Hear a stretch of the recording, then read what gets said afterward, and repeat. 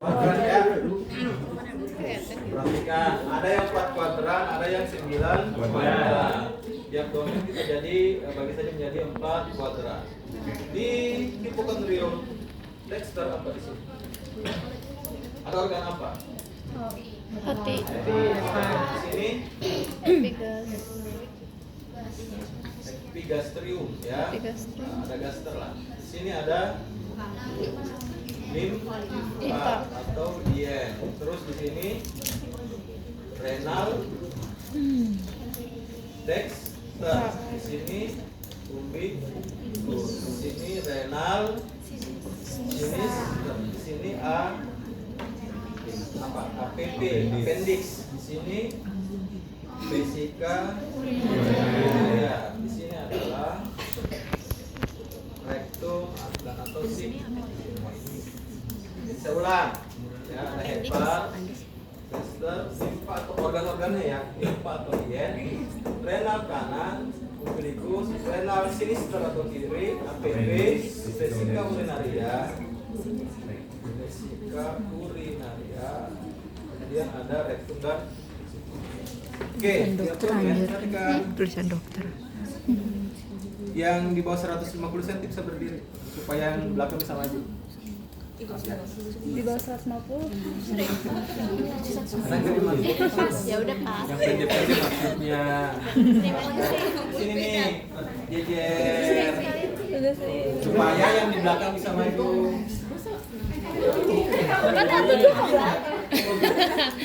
Dipompa. Malu. Nah, perhatikan. Coret ya, depan perhatikan. 9 kuadran. Kelihatan ini dia. Ya kok bener kok.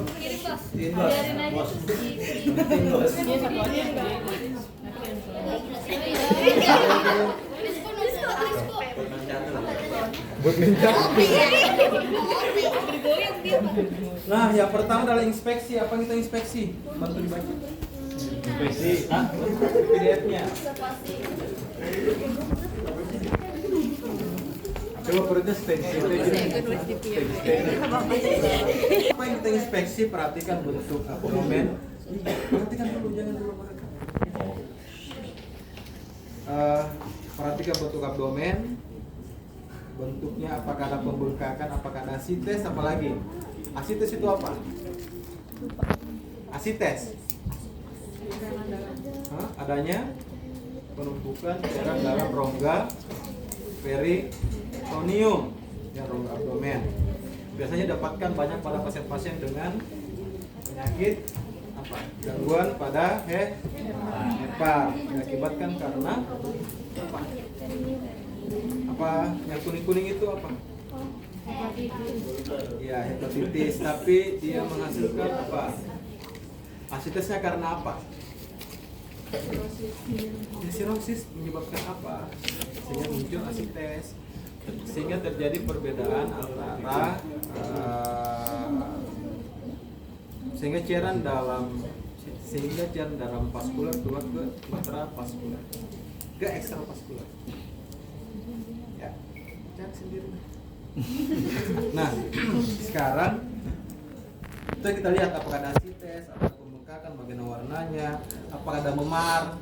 Hati-hati pada pasien dengan kecurigaan trauma pada abdomen, misalnya di pasien kecelakaan, kemudian ditemukan ini bukan memar, ini memar nggak nih? Ini bukan memar ya. Ada memar nih.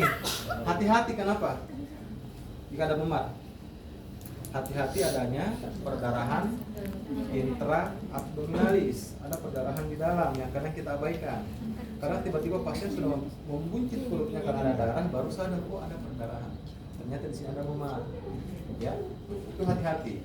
Yang kedua, jika ada memar, kita patut curigai adanya apa? Kerusakan pada organ di dalamnya, misalnya di kuadran sini, kuadran tengah kanan. Kemungkinannya apa? Di daerah renal dexter. Oke, ready inspeksi. Kemudian kita lakukan palpasi. Kita auskultasi untuk apa? Mendengarkan bisik-bisik usus atau motilitas atau pergerakan usus. Berapa normalnya? 5 sampai 5 sampai berapa?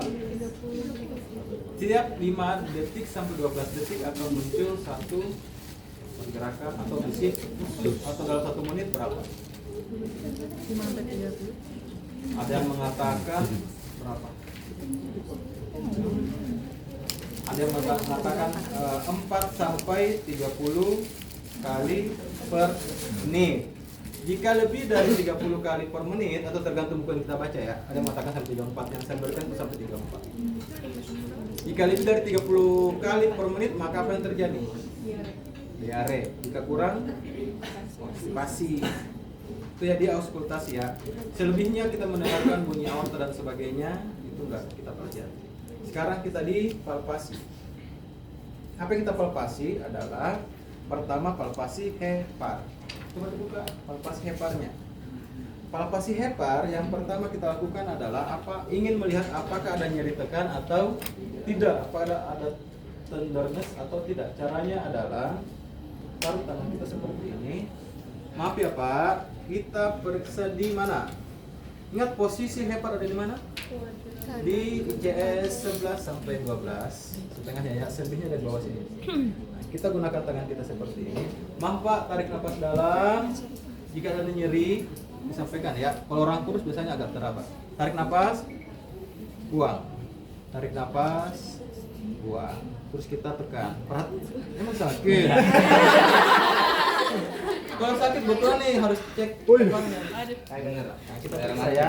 Dia pura-pura normal nih. Nah, sambil kita cek apakah ada nyeri tekan, perhatikan ekspresinya pasiennya dulu. Ya, kita tekan. Oke, itu satu. Yang kedua adalah kita periksa dengan cara seperti ini. Ya. ASMR. Yang kedua kita palpasi hepar. Caranya tangan yang tidak dominan, ini tangan kiri, taruh di bawah. Kamu relax saja. Relax, jangan gerak. Turunkan. Sampai nanti saya ngangkat.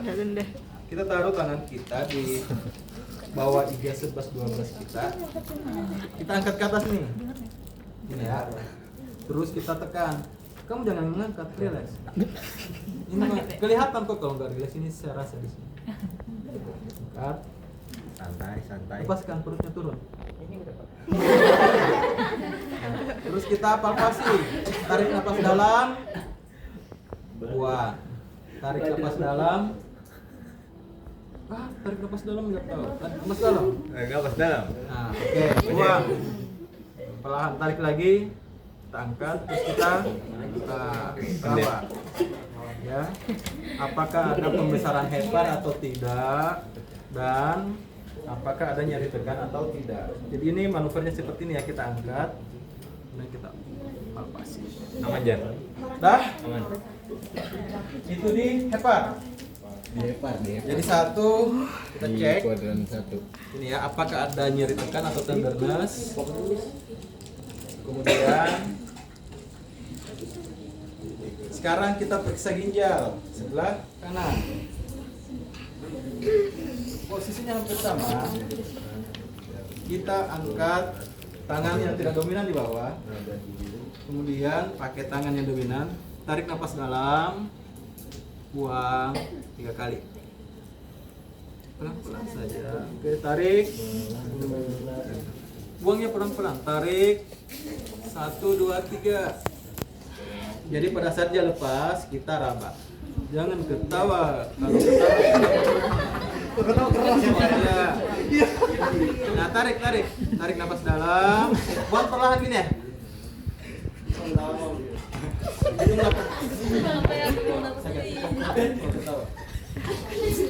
Ayo, tarik nafas dalam. Ya, buang 1, 2, 3. Enggak, kita nyatu. Nah, pada orang normalnya tidak. Jadi caranya gini ya. Kita raba sekali ya. Dah. Sekarang hepar renal kiri, kanan. Sekarang limpa. Lien. Bayang.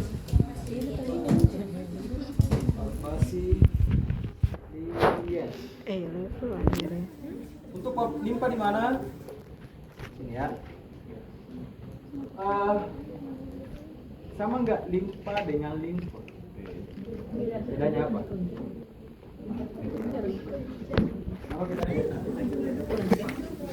Apa bedanya? Limpa organ. Limpa organ. Limfo? Limpa kelenjar. Kelenjar kita ini. Benar. Limpa atau lien, ya. Pembesaran limpa atau lien biasanya banyak kita dapatkan pada pasien apa? Pada pasien apa? Pada pasien apa pembesaran limpa? Pada pasien di ada yang pernah DBD enggak? Kebanyakan biasanya itu didapatkan pada pasien. Emang dia doang? Kitanya dengan proses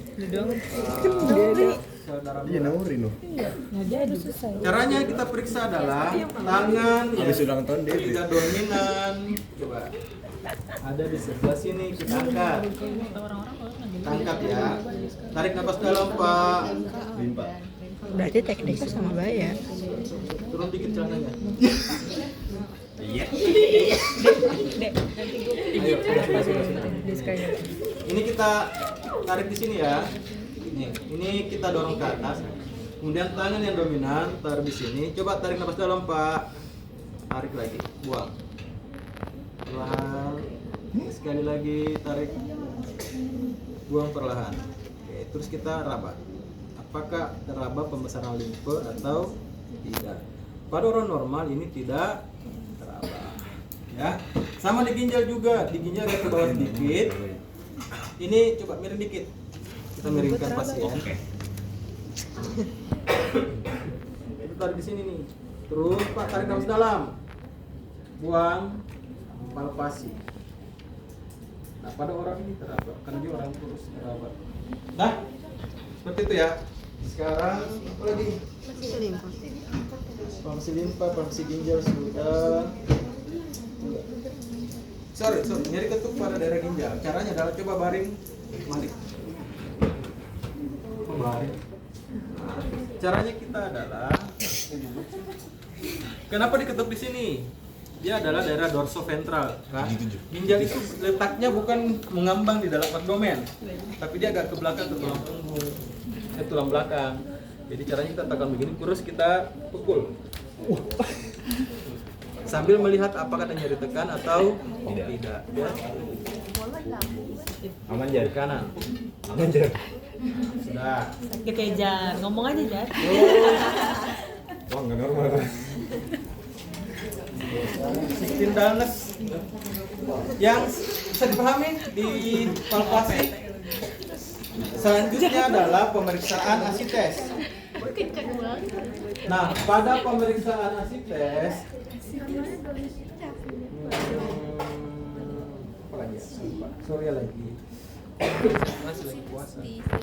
Jadi jangan terlalu banyak bicara ya. Nanti puasa saya minum, kalian berdosa. Jadi caranya adalah, pemeriksaan pada pasien asites. Apa itu asites? Penumpukan cairan di dalam rongga peritoneum. Biasanya digunakan untuk memeriksa seberapa banyak cairan yang ada di dalam rongga peritoneum. Caranya kita biarkan pasien dalam posisi tidur pertama, kemudian ambil daerah medialnya, kemudian kita palpasi dari daerah medial ke lateral, kiri dan kanan. Sambil memperhatikan perubahan bunyi dari timpani ke peka. Pada daerah yang tidak ada air itu akan cairan. Semakin ke daerah lateral, maka kemungkinan akan terdengar suara peka. Pada saat kita sudah dengarkan suara peka, kita beri tanda. Apa tanda ini maksudnya? Tanda ini berarti inilah batas cairan yang ada di dalam rongga peritoneum. Kita lakukan di kiri dan kanan. Setelah itu kita miringkan pasien. Jika kita di sebelah kanan, kita miringkan pasien ke arah kiri. Caranya, kamu diam-diam saja. Umpamakan kok pasien gendut ini. Nah, kita miringkan Kemudian kita tunggu selama 30 sampai 1 menit. Kemudian kita palpasi lagi dari daerah medial ke lateral atau daerah atas ke bawah sambil memperhatikan di mana posisi dari timpani ke peka. Sekali lagi timpani itu menandakan daerah kosong tanpa cairan, peka itu menandakan adanya cairan. Ini namanya shifting dullness. Ya. Dah. Kemudian pemeriksaan APP. Apa itu APP? Appendix. Apa itu appendix? Apa itu appendix? Hah?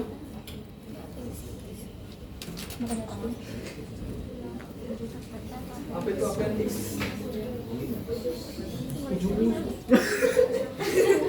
Apa dia? Apa dia?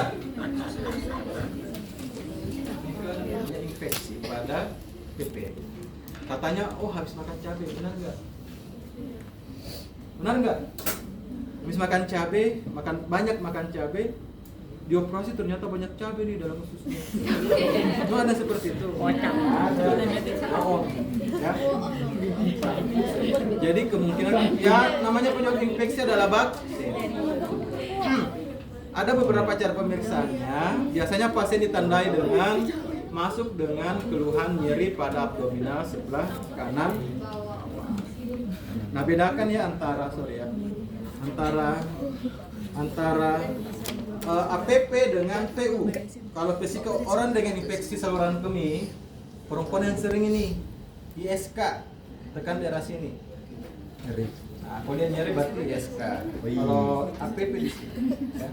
Appendix ada di sebelah sini ya, di iliaka. Di atasnya sedikit, iliaka di sini. Jangan ketawa, keras.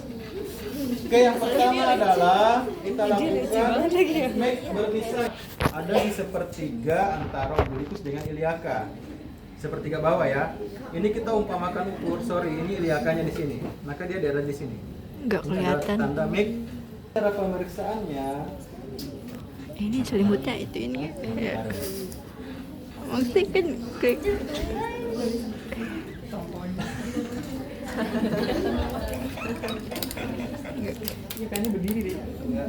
suruh tekan berarti kemungkinan pasien mengalami satu. Yang kedua adalah Rebenterderness atau tanda Apa baru ini? apa Nisa? Sandes. kita tekan di sebelah kiri dengan cepat dan dalam, kemudian lepaskan secara perlahan-lahan. Coba lepaskan secara cepat. Ya. Yang sakit di mana? Yang sakit di sebelah kanan. Ya. Tekan sebelah kiri, ditekan ya terus langsung cabut. Jadi ini cepat. apa? Yang nyeri adalah di sebelah kanan. Oke, itu adalah Singkirin kan selimutnya. kemudian dan nyeri ya. Ini Robin Science. Kemudian ada Pessoa Science. Pessoa Science posisinya Biar aja biar yang nonton ngira-ngira. Coba miring. Miring. Nah, terbalik. Nah, kemudian ini kan lurus nih. Kemudian miring saja. Kemudian coba ini kita tarik ke belakang nih. Coba ini. Nah, kalau kita tarik ke belakang dan di sini nyeri, berarti ini adalah Robson Science. Ya, sorry, Pessoa Science. Jadi Pessoa Science. So, science. Ditidur anjir. Nah, dia akan nyeri daerah sini. Kanan bawah. Kemudian yang selanjutnya, Badin. Obturator Science. Balik. Luruskan lagi. Enggak, lurus. Obturator Science nih, kita angkat. Nah, gini. Kemudian kita luruskan nih. Lurus. Nah, kalau ada nyeri di sini berarti obturator Science-nya. Ya. Dah, itu untuk pemeriksaan APP. 1 Bernie, Lambert Science, Robson Science, Pessoa Science, dan prostatiperplasia. Hanya dilakukan pada pasien laki-laki karena perempuan tidak memiliki prostat. Biasanya dilakukan adalah ini tapi mesti kita lakukan. Kita lakukan pemeriksaan namanya colok dubur. Jadi caranya pasien ini kan masuk nih. Orang dengan misalnya ada BPH, ini di perkemihan sih nanti. Benigna prostatiperplasia khususnya pada laki-laki ya, yang hanya laki yang punya, kita masukkan tangan kiri, tarik nafas, kemudian di arah jam 45 derajat masukkan kita ini, kita raba akan teraba kasar jika terjadi pembesaran Sakit banget. dan akan teraba kasar. Anjir, kayak dulu. Nah, itu dubur. Kelahiran ya? Iya. Nah, hernia nggak usah ya, hernia nggak usah dilakukan.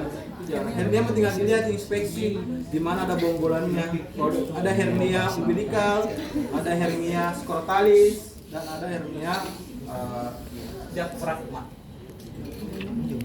Ada di sini yang hernia atau inguinalis.